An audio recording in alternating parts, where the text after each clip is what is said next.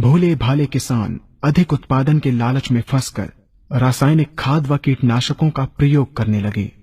बैलों की जगह ट्रैक्टर से जुताई होने लगी। शुरुआत में कम रासायनिक खादों के प्रयोग से अधिक उत्पादन हुआ। धीरे धीरे रासायनिक खादों के प्रयोग के कारण भूमि की उर्वरा शक्ति क्षीण होने लगी, जिसकी वजह से उत्पादन घटने लगा तथा फसलें कमजोर होने लगी। फसलों के कमजोर होने के कारण उनमें रोग व कीट लगने लगे। रोग व कीटों से फसल की सुरक्षा के लिए और अधिक कीटनाशकों का प्रयोग होने लगा। एक तरफ ज्यादा उत्पादन के लिए अधिक रासायनिक खादों का प्रयोग होने लगा, वहीं दूसरी तरफ फसलों को रोग व कीटों से बचाने के लिए अधिक विषाक्त कीटनाशकों का प्रयोग बढ़ गया, जिसके कारण उत्पादन लागत बढ़ी और किसान को लाभ कम होने लगा, बल्कि छोटे किसान कर्ज में डूबने लगे। धीरे धीरे भूमि की उर्वरा शक्ति क्षीण होने से भूमि बंजर होने लगी। रासायनिक खाद व कीटनाशकों के कारण खाद्यान्न भी विषाक्त हो गए तथा जलवायु भी प्रदूषित हो गई, जिसके कारण मानव पशु पक्षियों के स्वास्थ्य पर प्रतिकूल प्रभाव पड़ा, जिसका परिणाम आपके सामने है। मानव स्वास्थ्य पर रासायनिक खादों के पड़ने वाले प्रभाव को आप ऐसे समझें।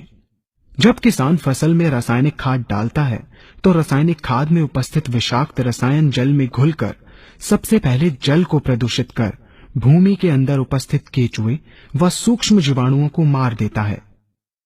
ये बात सभी किसान अच्छी तरह से जानते हैं कि केचुए व अन्य सूक्ष्म जीवाणु भूमि की उर्वरा शक्ति को बढ़ाने के लिए अति आवश्यक होते हैं। विषाक्त रसायन के कारण इनकी मृत्यु हो जाने से भूमि की उर्वरा शक्ति नष्ट हो जाती है तथा भूमि कठोर होकर बंजर होने लगती है। रासायनिक खादों के विषाक्त रसायन पानी के माध्यम से अन्य खनिजों के साथ फसल के अंदर पहुंचकर फसलों को विषाक्त बना देते हैं। बाद में जब खाद्यान्न के रूप में मनुष्य या अन्य पशु इन्हें खाते हैं तो ये विषाक्त रसायन मानव स्वास्थ्य पर बहुत ही बुरा प्रभाव डालते हैं तथा मनुष्य के अंदर तरह तरह के रोग उत्पन्न करते हैं। जब हम जैविक खाद का प्रयोग भूमि पर करते हैं तो जैविक खाद पानी में मिलकर पानी को प्रदूषित नहीं करती।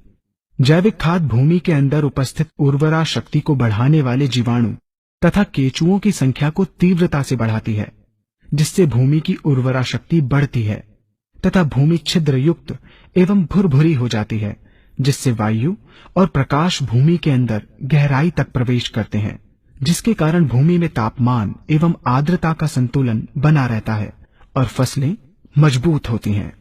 जैविक खाद में विद्यमान तत्व खाद्यान्न के माध्यम से मानव व पशु पक्षियों के शरीर में पहुंचकर स्वास्थ्य लाभ पहुंचाते हैं। जैविक खादों के प्रयोग से फसलें अच्छी और मजबूत होती हैं, जिसके कारण उन पर रोगों एवं कीटों का ज्यादा प्रभाव नहीं पड़ता। यदि किसी प्राकृतिक कारणवश कीटों व रोगों का प्रभाव अगर पड़ता भी है तो गौमूत्र एवं औषधीय वनस्पतियों के घोल के छिड़काव करने से फसलों को रोग एवं कीटों से बचाया जा सकता है।